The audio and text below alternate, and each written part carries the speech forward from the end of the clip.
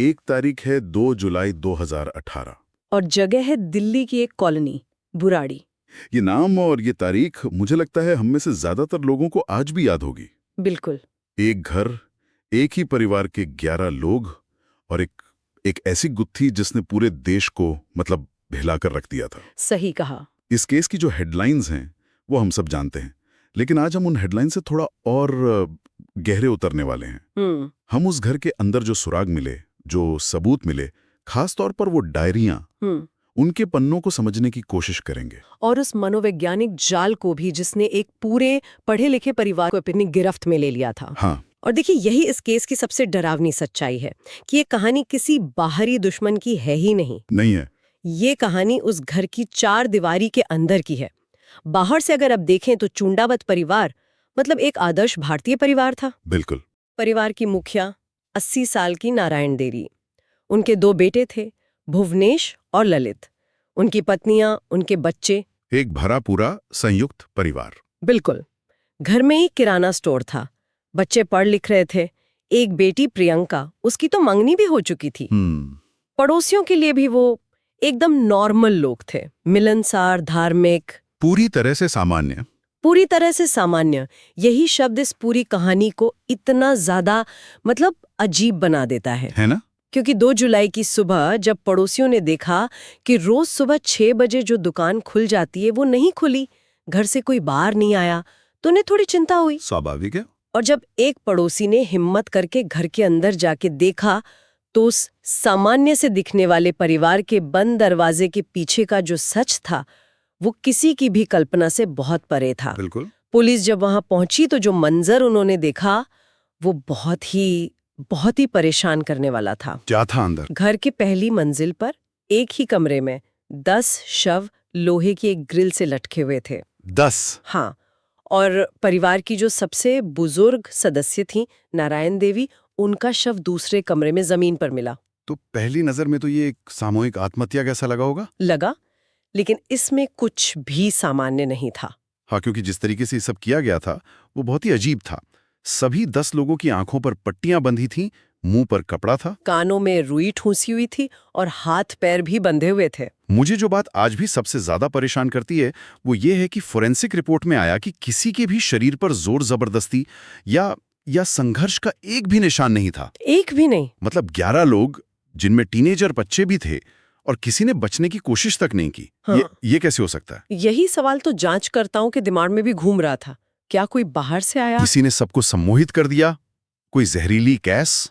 Police हर angle से देख रही थी, लेकिन घर में किसी के जबरदस्ती घुसने का कोई सबूत नहीं मिला। दरवाजा भी तो अंदर से बंद था। बिल्कुल। और फिर घर की तलाशी लेते हुए उन्हें कुछ ऐसा मिला जिसने इस केस की दिशा ही हमेशा के लिए बदल दी। वो 11 डायरियां। हाँ। एक मिनट, घर से 11 रजिस्टर या डायरियां मिली जो पिछले 11 सालों से लिखी जा रही थी। 11 साल से, सोचिए। ये तो अपने आप में ही एक पूरी कहानी है।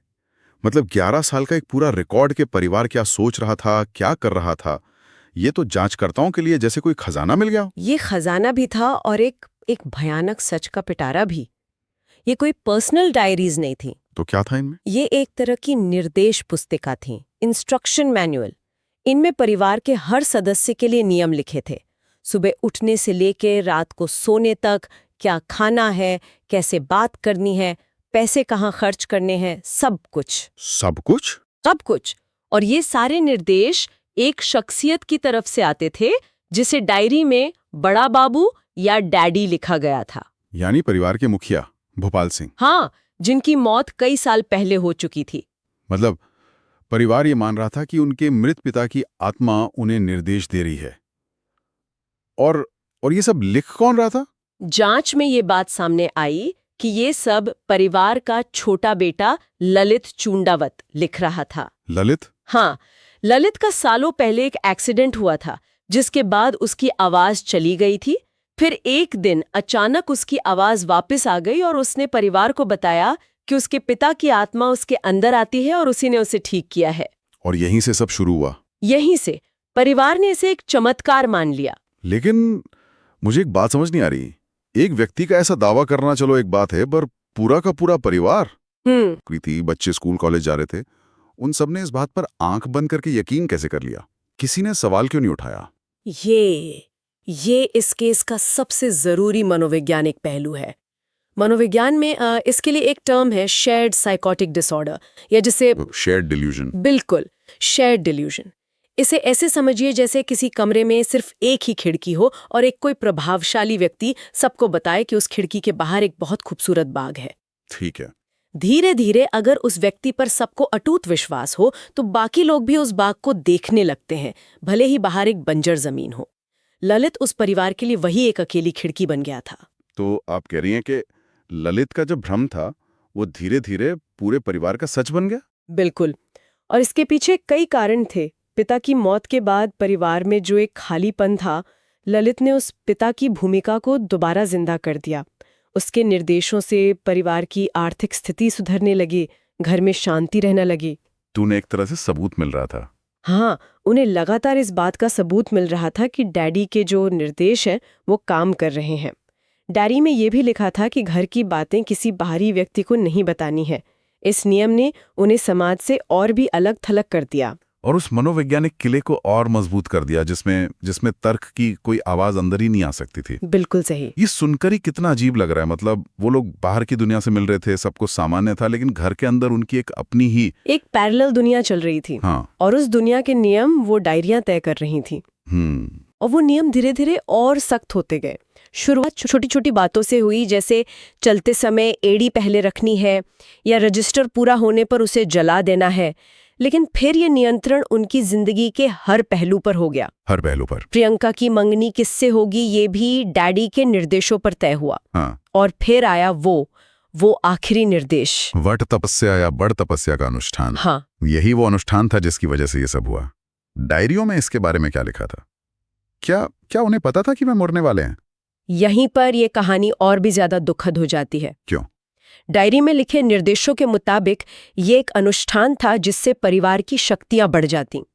उन्हें यकीन दिलाया गया था कि जैसे ही वे सब रस्सी से लटकेंगे, डैडी यानी भोपाल सिंह की आत्मा आकर उन्हें बचा लेगी। बचा लेगी? हाँ। डायरी में साफ साफ लिखा था, सबके हाथ पैर बंधे होंगे लेकिन घबराना मत, क्रिया के अंत में मैं सबको उतार दूंगा। अरे बाप रे। आखिरी एंट्री में ये भी लिखा था कि पानी का कटोरा रखना, जब उसका रंग बदलेगा तब मैं प्रकट हो जाऊंगा। हे भगवान। तो इसका मतलब है कि वो मरना नहीं चाहते थे, वो तो बस एक अनुष्ठान कर रहे थे और उन्हें पूरा यकीन था कि वो बच जाएंगे। ये तो आत्महत्या थी कि नहीं? बिल्कुल। उनके दिमाग में यह आत्महत्या नहीं थी, ये विश्वास की एक परीक्षा थी। इसीलिए किसी ने संघर्ष नहीं किया। इसीलिए घर में खाने का सामान पड़ा था, दाल भीगी हुई रखी थी, क्योंकि उन्हें अगली सुबह उठकर नाश्ता बनाना था। हाँ। प्रियंका ने तो कुछ घंटे पहले ही अपनी एक दोस्त से फोन पर बात की थी। वो एक ऐसी सच्चाई में जी रहे थे जो असलियत से कोसों दूर थी। ये एक सामूहिक भ्रम का दुखद और जानलेवा अंत था। तो इन सभी सबूतों के बाद, खासकर उन डायरियों के मिलने के बाद, पुलिस और बाकी जांच एजेंसियों का आखिरी निष्कर्ष क्या था? इसे हत्या माना गया या आत्महत्या? देखिए, पुलिस, फॉरेंसिक एक्सपर्ट्स और मनोवैज्ञानिकों की टीम ने मिलकर जो रिपोर्ट तैयार की, उसका निष्कर्ष बहुत साफ था। ये हत्या नहीं थी, क्योंकि किसी बाहरी व्यक्ति का कोई हाथ नहीं था। ठीक है। और ये एक, क्या कहते हैं, टिपिकल सुसाइड पैक्ट भी नहीं था, क्योंकि उनका इरादा मरना था ही नहीं। तो फिर क्या था? इसे एक्सीडेंटल मास सुसाइड या एक अनुष्ठान के गलत हो जाने का मामला माना गया, जो शेयर्ड साइकोटिक डिसऑर्डर का नतीजा था। सारे सबूत घर के अंदर ही थे, इसलिए सीबीआई जांच की भी जरूरत नहीं पड़ी। ये सब सुनना और समझना ही कितना मुश्किल है। ये सिर्फ एक क्राइम स्टोरी नहीं है, ये एक परिवार के धीरे धीरे टूटने और एक सामूहिक भ्रम में खो जाने की कहानी है, जो अपने ही घर के अंदर घट रही थी और बाहर किसी को कानो कान खबर तक नहीं हुई। और ये मामला समाज के लिए कई गहरे सवाल छोड़ जाता है। ये हमें दिखाता है कि अंधविश्वास कितना खतरनाक हो सकता है कि वो तर्क और विवेक को पूरी तरह से खत्म कर सकता है। सही बात है। ये मानसिक स्वास्थ्य के महत्व को भी दिखाता है। शायद ललित को अपने ट्रॉमा के बाद मनोवैज्ञानिक मदद की जरूरत थी।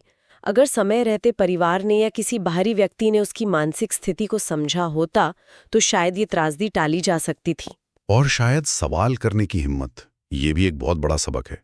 उस परिवार के अंदर या बाहर, अगर किसी एक व्यक्ति ने भी ये पूछने की हिम्मत की होती कि ये सब क्यों हो रहा है, क्या ये सही है, तो शायद आज वो 11 लोग जिंदा होते। बिल्कुल। आखिर में हम उसी सवाल पर वापस आ जाते हैं कि विश्वास और अंधविश्वास में फर्क क्या है, कहाँ पर भक्ति एक खतरनाक जुनून बन जाती है। ये रेखा बहुत पतली है और चूनावत परिवार के केस में तो ये पूरी तरह से मिटी गई थी। उनका विश्वास ही उनका दुश्मन बन गया। क्या विश्वास अगर बिना सवाल किए किया जाए तो वाकई इंसान को इतना अंधा बना सकता है कि उसे सही और गलत, जिंदगी और मौत